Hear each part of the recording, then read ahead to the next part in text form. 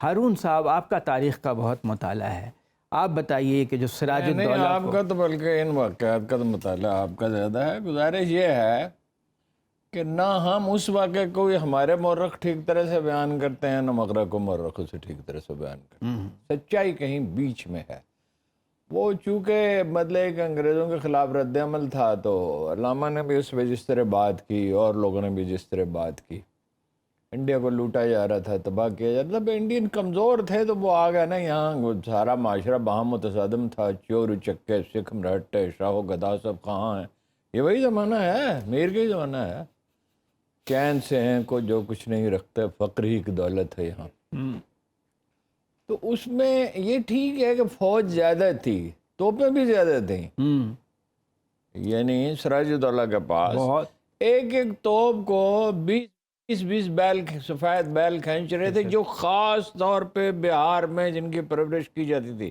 بہار کہاں ہے، بنگال کہاں ہے؟ جی قریب میں ہی ہے. ایک ہاتھی اسے دھکا دے رہا تھا ہر توپ کو. بڑی توپیں تھیں. جی لیکن وہ جب وہ گئے آمنے سامنے، وہ تو انگریز فوجی تو صرف 3000 تھے. ان کے 50,000 کے قریب انہوں نے 3000 کیوں بھیجے؟ مطلب بندوبست ہو چکا تھا.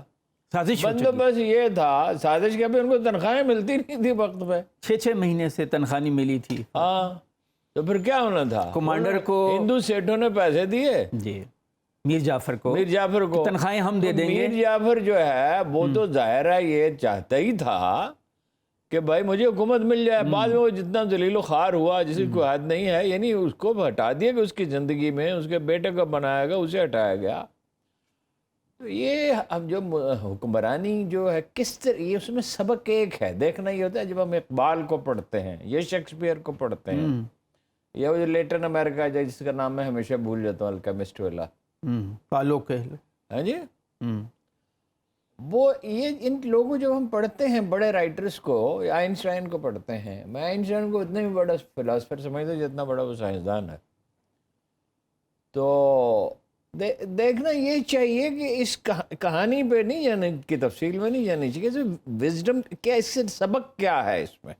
پائلو کویلو تو یہ کہتا ہے کہ بس بات ہے یہ ایک پہ غور کرنا چاہیے کہ اس میں سبق کیا ہے، لیسن کیا. ہاں اس پہ نہیں رونے پیٹنے بیٹھ جانا چاہیے کہ غلطی ہوگی. غلطیاں تو انسان ہمیشہ کرے گا، اور اگر اسے لرن نہیں کرے گا تو دوبارہ پھر وہی ہوگا. تو یہ مسلم بر صغیر کی حکمرانی تھی. اب وہ میری بات پہ ناراض نہ ہو، جیسی زندگی وہ گزار رہا تھا سراج الدولہ. وہ ٹیپو کی بات دوسری ہے. ٹیپو میں بھی ایک پرابلم تھا کہ غداروں کو معاف کر دیتا تھا، لیکن نرم دلی کی وجہ سے کر دیتا تھا. یہ بنیادی اخلاقی خرابی نہیں تھی، اسٹریٹجی کی غلطی تھی.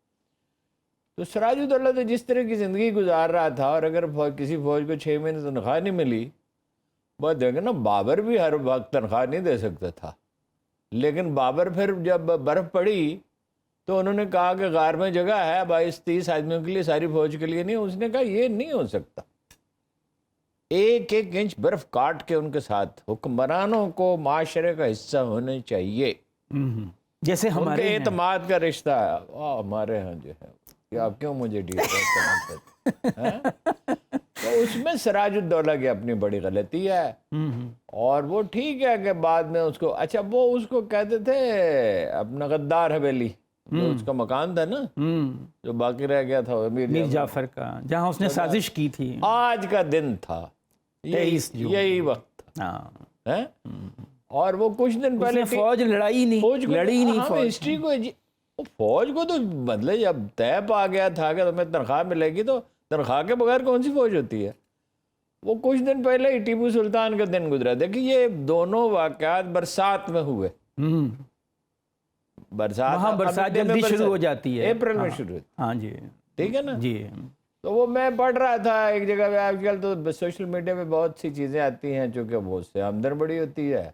لوگ جو ہے پھٹافٹ لکھتے ہیں، اور وہ عجیب، کسی نے لکھا عجیب واقعہ ہوا، جیسے ہی ٹیپو کو دفن کیا گیا تو بجلی چمکنے لگی اور دھماکے ہونے لگے. او بھائی برسات کا موسم تھا، برسات تو بلکہ لیٹ ہو گئی. وہ تو آپ کو بتایا تھا کہ جب اس کو دفن کرنے کے لیے غلام علی لنگڑا، جو ون آف دی ٹریٹرز، اس کی ڈیوٹی لگائی گئی تھی، تو وہ اپنا انگریز میجر تھا، وہ اپنا تدفین، اس کا اکرام بہت کیا گیا تاریخ میں. ٹیپو پہ تو فرانس میں ایسی شاعری کی گئی ہے کہ بر صغیر میں نہیں کی گئی.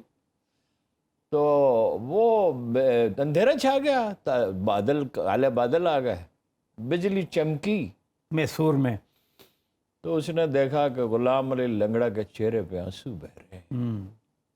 اس نے کہا واٹ ہیپن میر صاحب؟ اس نے کہا این صاحب شما نہ کچھ نہیں، ماں کچھ نہیں، اس آدمی کو تم نے نہیں مارا، ہم نے اسے مارا۔ اس کے خلاف تو حیدرآباد کی نظام بھی مرہٹوں کے ساتھ مل گئے تھے، انگریزوں کے ساتھ مل گئے تھے، مسلمانوں نے بھی مدد کی اس کو مارنے میں۔ غداریاں ہوتی ہیں۔ اچھا یہ ہم جذباتی لوگ ہیں نا، پوری ہسٹری نہیں اس نے بتاتے۔ کہا این صاحب شما نہ کچھ نہیں، ماں کچھ نہیں۔ تو اس نے کہا don't worry Mir Sahab, you will be paid well,